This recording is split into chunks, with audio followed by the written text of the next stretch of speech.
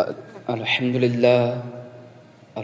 لله نحمده ونستعينه ونستغفره ونؤمن به ونتوكل عليه ونعوذ بالله من شرور أنفسنا ومن سيئات أعمالنا. من يهده الله فلا مضل له ومن يضلل فلا هادي له.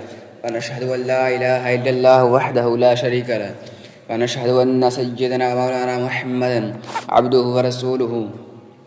أما بعد فأعوذ بالله من الشيطان الرجيم. بسم الله الرحمن الرحيم. اهدنا الصراط المستقيم.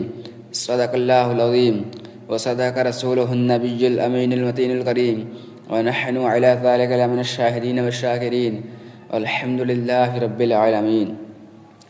اسٹیج پر رونق افروز علماء اکرام و مشائخ اعظام، بزرگوں اور دوستوں، نوجوان ساتھیوں، پیارے بچوں، پردہ نشین میری ماں اور بہنوں، آئیے سب سے پہلے انتہائی خلوص و محبت کے ساتھ گنبد خضرا کی جانب لو لگا کر بھیگ دینے والی آقا و داتا، مدینے کے تاج دار، دونوں عالم کی مالک و مختار، ہم غریبوں کے غم گسار، سید ابرار و اخیار، آقا انعامدار، شہنشاہ ذی بقار، رحمت للعالمین، طٰہٰ و یاسین، انیس بے کسا چار اساس درمندہ، کونین میں سب سے انوکھے اور سب سے نرالی، دائی حلیمہ کی گود کے پالے، سیدہ آمنہ کے راج دلارے، حضرت عبداللہ کے جگر کے پارے، یعنی حضور احمد مجتبیٰ محمد مصطفیٰ صلی اللہ تعالیٰ علیہ وسلم کی بارگاہ بے کس پناہ میں جھوم جھوم کر درود پاک کی ڈالیاں اس انداز سے پیش کریں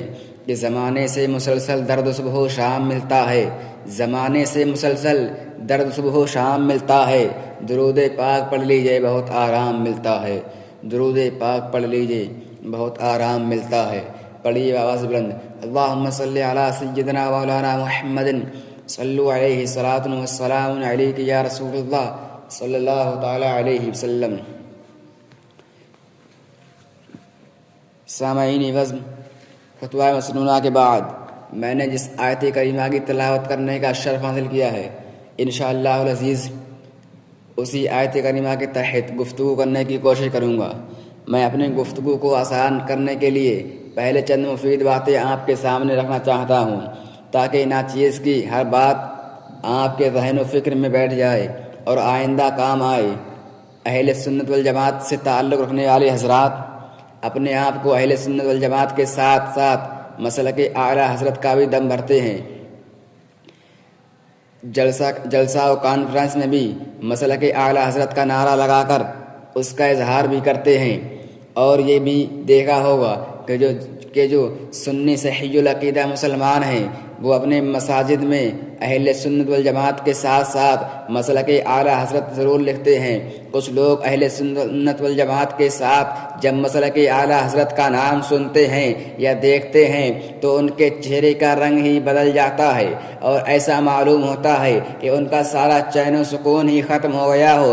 حالانکہ اس لفظ سے تو ان لوگوں کو چڑ ہونا چاہیے جن کی پیشانی پر بدعقیدگی کا بدنما داغ ہو،